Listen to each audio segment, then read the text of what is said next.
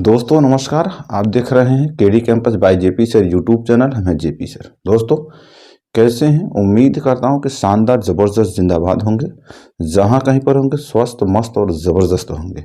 आपके पढ़ाई का काम बेहतर तरीके से चल रहा होगा और किसी भी समस्याओं का सामना नहीं करना पड़ रहा होगा।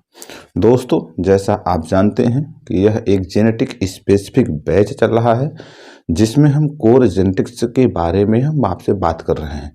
हमारी पूरी कोशिश है कि आपके एग्ज़ाम में जो भी आगामी एग्ज़ाम है अगर वो बायोलॉजी से रिलेटेड है तो उसमें किसी भी प्रकार की समस्याओं का सामना नहीं करना पड़ेगा। दोस्तों पिछले वीडियोज़ में आपने देखा होगा कि हमने ढेर सारे कंटेंट के स्तर पर हमने आपसे बात किया हूँ। दोस्तों ये आपका पॉलीजेनिक जीन क्या होता है इस पर हमने आपसे आज डिस्कस करूँगा। हमने कहा कि इसका जो डिस्कवरी किया था, जो इसका डिस्कवरी था, इसका डिस्कवरी निल्सन एंड ईहेल, ये वैज्ञानिक का नाम है। निल्सन एंड ईहेल नामक वैज्ञानिक ने क्या किया था, इसका डिस्कवरी किया था। ठीक है, थोड़ा से पीछे चलिए। आपने वहाँ पढ़ा था कि क्या होते हैं प्लियोट्रोपिक जीन। तो प्लियोट्रोपिक जीन में आपने देखा था कि एक सिंगल जीन ढेर सारे कैरेक्टर को गवर्न कर रहा है, लेकिन यहाँ पर क्या होगा, मोर देन 3 एलील्स, 3 से अधिक एलील्स जब मिल करके किसी एक कैरेक्टर को क्या कर रहे हैं, गवर्न कर रहे हैं, कंट्रोल कर रहे हैं, तो हम उसे कहेंगे पॉलीजेनिक जीन। क्या कहेंगे? पॉलीजेनिक। इसका नाम को देखो, पॉली का मतलब होता है मेनी और यहां पर जेनिक है, जेनिक का मतलब है जीन। ढेर सारे जीन या ढेर सारे more than 3 allele, more than 3 allele govern one single character. अब बात समझ में आया कि एक से अधिक मतलब 3 से अधिक कह सकते हैं, 3 से अधिक एलील्स मिल करके जब किसी सिंगल कैरेक्टर को गवर्न कर रहे हैं तो उस सिचुएशन को क्या कहेंगे? पॉलीजेनिक जीन कहेंगे। अब इसे हम अगर डिफाइन करना हो तो हम इसे किस तरीके से डिफाइन करेंगे दोस्तों? तो आइए देखते हैं। हमने कहा कि when more than 3 alleles govern a single character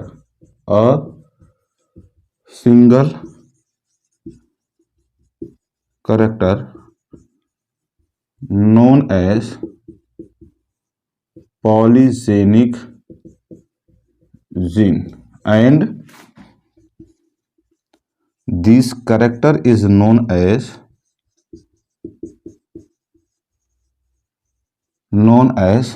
polygenic character.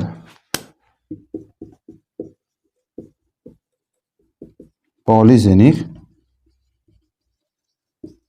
Character इसका मतलब है कि 3 से ज्यादा एलील्स मिल करके किसी एक सिंगल कैरेक्टर को गवर्न कर रहे हैं, कंट्रोल कर रहे हैं, तो उस सिचुएशन को हम कहेंगे पॉलीजेनिक जीन की कंडीशन।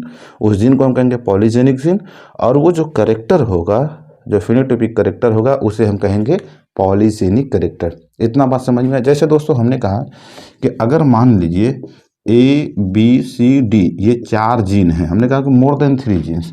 अगर मान लीजिए, अगर ह्यूमन के केस में देखते हैं, मान लेते हैं कि ह्यूमन का जो कलर है, ह्यूमन के ये 4 जीन मिल करके ह्यूमन के कलर को कंट्रोल, ह्यूमन का कलर एक सिंगल कैरेक्टर है। हमने कहा कि ब्लैक के लिए अगर ये 4 जीन रिस्पॉन्सिबल हो रहे हैं तो यही तो है आपका पॉलीजेनिक। यही क्या है आपका? पॉलीजेनिक है। हमने कहा कि ब्लैक कलर को या ह्यूमन के कलर को, किसी कलर को ये 4 जीन मिल करके या 5 जीन मिल करके अगर इसको गवर्न कर रहे हैं तो यही तो पॉलीजेनिक की कंडीशन है।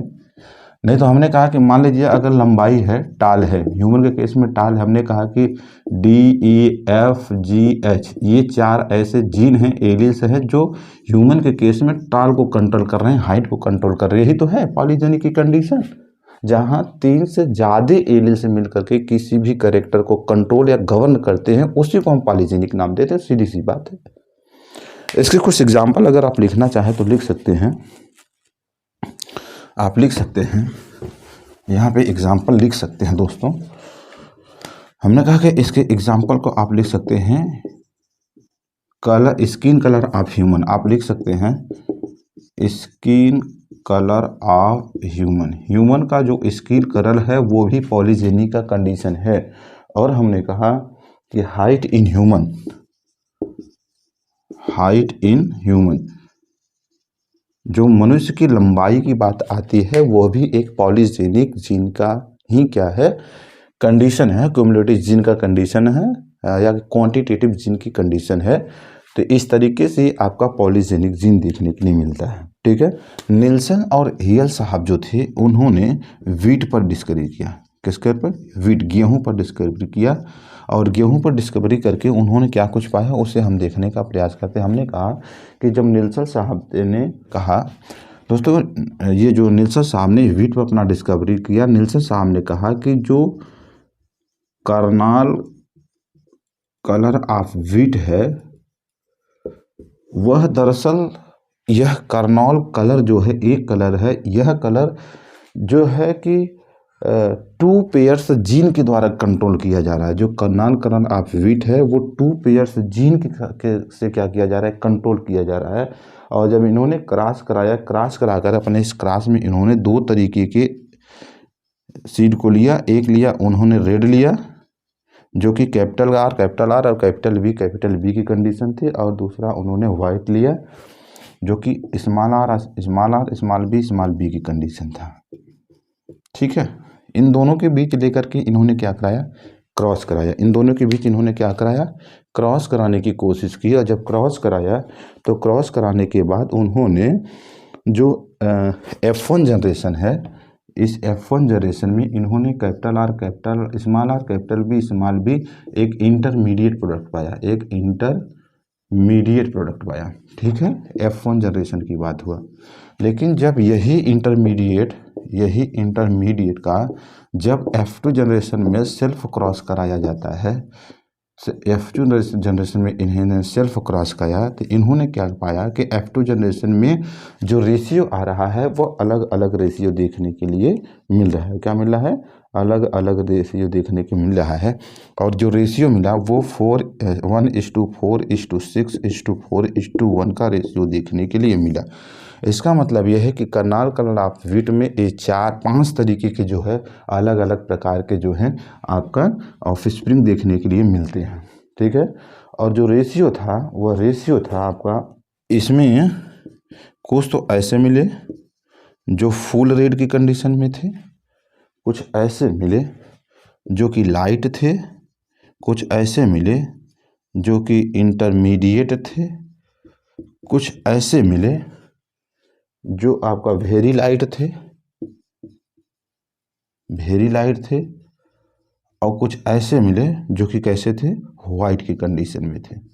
किस कंडीशन में थे? वाइट की कंडीशन। मतलब एक रेड मिला, 4 लाइट मिला, 6 इंटरमीडिएट मिला, और ये आपका जो 4 है वो वेरी लाइट मिला, और एक कैसा मिला आपको, वाइट देखने के लिए मिला। ये दरअसल कर्नाल कलर ऑफ वीट का कंडीशन था जो कि निल्सन एहल साहब ने क्या किया था, उस पर रिसर्च किया था। हालांकि इसका एक दूसरा भी एक्सपेरिमेंट है जो हमने कहा कलर, जो हमने आपसे कहा स्किन कलर ऑफ ह्यूमन। तो हम इसे अगले वीडियोज़ में आपसे बात करेंगे।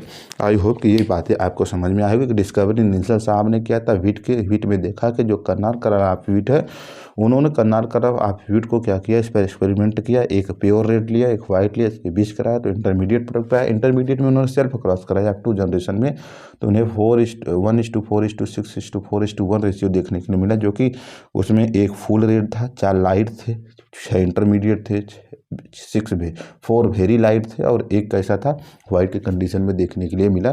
तो दोस्तों उम्मीद करता हूँ कि यह वीडियोस आपको बेहतर तरीके से समझ में आई होगी। ये पूरी कंटेंट के स्तर की बात है। इसका दूसरा एग्जाम्पल हम बहुत बेहतरीन तरीके से आप देखेंगे कि ह्यूमन के केस में कैसे चितकबरा या इत्यादि इत्यादि वो चीज़ें देखने के लिए मिलती है। इसको हम नेक्स्ट वीडियो में आपसे बात करने की कोशिश करेंगे। धन्यवाद।